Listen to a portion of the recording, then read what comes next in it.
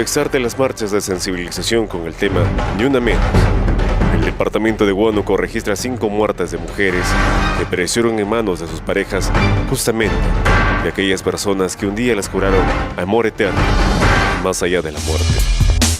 Según las estadísticas del Centro de Emergencia Mujer, solo en el 2017 se han denunciado 1.498 casos de mujeres golpeadas con crueldad, agredidas en el interior de su hogar, perseguidas y alejadas a la fuerza de sus hijos. Huánuco ocupa un vergonzoso tercer lugar en feminicidios, con 5 muertes, en Huánuco, Ambo, Pachitea, Pilcomarca, Huacaybamba, después de la Gran Lima y Arequipa, con 10 casos cada uno en el 2017. Si bien es cierto, esta problemática un poco se hizo visible en el año 2000, porque incluso en el año del 99 tenemos entendido que se instaló y se creó la primera comisaría de la mujer, ¿no?, en Lima, y de ahí empezaron a visibilizar la problemática, ¿no?, porque antes no hablaba de violencia, sobre todo las parejas, ¿no? Antes, si bien es cierto, se hacía acciones de prevención a nivel de la violencia familiar dentro, ¿no?, de una convivencia. Ahora, con la nueva ley, la 30.364, se habla de violencia contra la mujer, así sea en el ámbito privado y público. También hay expresiones de violencia, ¿no?, que lamentablemente afectan a la mujer. Mira, cuanto más se visibiliza, se puede decir que hay aumento incluso de personas que buscan protección y que se aumenta la denuncia, porque se trabaja bajo este contexto de la ley.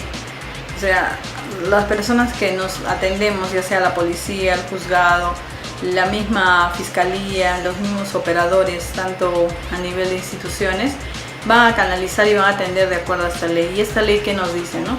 Que la violencia contra la mujer es un delito, no es una falta, incluso es un delito. Y siendo un delito, incluso las situaciones de violencia, si bien es cierto, la visibilización que nosotros hacemos, las consecuencias o los costos van a hacer pues que el agresor pierda una situación de orden, de control. Entonces lo que se va a ver debilitada en una situación donde la mujer ya decide no vivir en violencia, empieza con esa situación de desesperación de este agresor o de las personas que están violentadas. Comparado con el ENDES, a nivel de lo que es Huánuco, que es el 71.8%, nosotros no tenemos ni el 2 ni el 3% de violencia, porque llegamos casi a todo el año, este año más o menos 2.000 casos en toda la región, y estamos hablando que no se atiende a esos 71.8% en su totalidad, solo a las personas que acuden a los servicios que de alguna manera se reportan. Entonces, si hacemos esta comparación de diferencia, nosotros no podemos decir que va en aumento, más bien lo que estaríamos haciendo es recoger estos datos de las mujeres que han entrado en un estudio de 15 a 49 años, ¿no?, que hace el ENDES, para de una vez mencionar que han sido víctimas. Entonces, estas mujeres que una vez han sido víctimas, no todas están recibiendo el servicio, ¿no?, del Estado. No hay nivel en la persona como motivo, ¿no?, de por qué suscitó el hecho, por qué se convirtió en homicida. Es pues los celos, ¿no? Y los celos es un estudio que nosotros tenemos que regresionar y trasladar, pues que de una manera a los varones le hemos puesto siempre en competencia, incluso una competencia sexual, ¿no? Tú cuanto más parejas tienes o cuanto más posicionamiento tienes digamos, de varones a varones, es donde más hay una lucha, ¿no? De quién como se dice, quién de orgullo, se podría. De orgullo, ¿no? Y hay un estudio, hay muchos estudios de que los varones de alguna manera su competencia principal pues, es demostrar ser viril, ¿no? Y esa virilidad les confunde mucho con el creerse propiedad de. Claro, y la eso gran mayoría de relaciones, no solamente convivenciales, sino también de pareja, novios, enamorados, empiezan por esa situación, ¿no?, de control, de posicionamiento, de pertenencia. Y esa situación de pertenencia no es una formación de la noche a la mañana, es una historia incluso que hemos arrastrado de muchos años y se sigue dando como un ejemplo hoy día.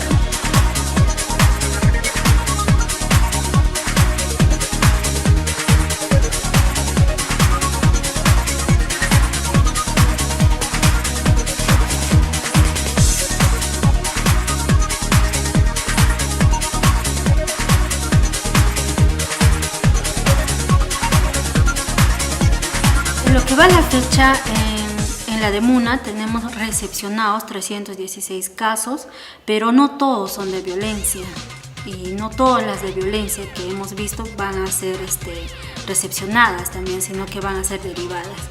De repente, aclarando un poco el proceso de qué es lo que se hace desde la DEMUNA, vamos a ver que desde el momento del ingreso de la usuaria o del usuario, vamos a calificar el caso.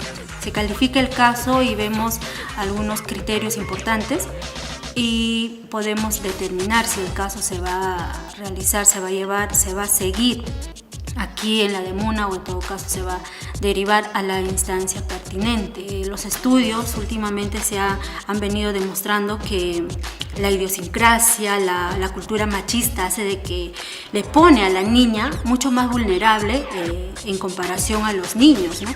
Vulnerable a este tipo de violencia, vulnerable a las comparaciones, vulnerable a que no respeten sus derechos. A comparación del niño, la niña va a estar mucho más susceptible a estos tratos.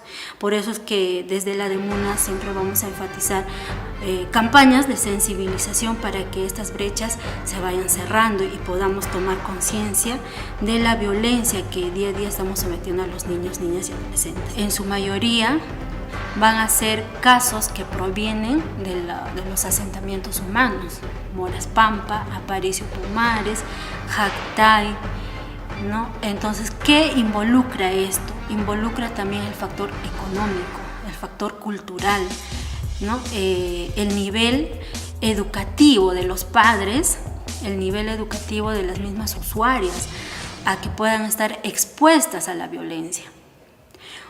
Eso sería en cuanto al tema social, ¿no? Demográfico, social. Y el otro tema también es lo psicológico. Está muy arraigado este tema de baja autoestima. Todos estos casos que se atienden, ya sea alimentos, régimen de visita, tenencia, normas de conducta, contravenciones, son materias que se atienden de MUNA. Ahora, ¿de qué manera los estamos relacionando con los factores psicológicos? Es porque en muchos de estos casos el factor común es que estas usuarias, en su mayoría son mujeres, estas usuarias no han sabido de repente tener en cuenta el valor propio. Por eso es que cuando vienen incluso en el proceso administrativo que toman acá, muchas de ellas desisten. Vienen y piden pensión de alimentos, solicitan pensión de alimentos, se les atiende, pero en el proceso se dejan de repente una vez más convencer por sus exparejas o parejas y retoman la relación pese a que ha habido de repente negligencias o algunas omisiones como pareja.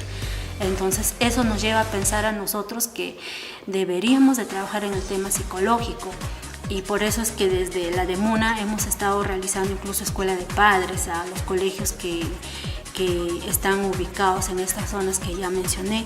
¿Para qué? Para poder disminuir estos casos de violencia o negligencia. Un caso muy impactante que se ha podido atender aquí en la DEMUNA es de una usuaria a la cual se le ha atendido a primera instancia el tema de pensión de alimentos, en la que ella se había visto muy desesperada ya que en la primera, la segunda invitación, el obligado, que es así como se les denomina a los padres que deberían de proveer la pensión de alimentos, el obligado no había asistido en determinadas fechas que se les había citado según el procedimiento administrativo. Entonces se comunicó con la usuaria manifestando que se acerque a su casa para que le apoye económicamente y le alcance de repente algún dinero.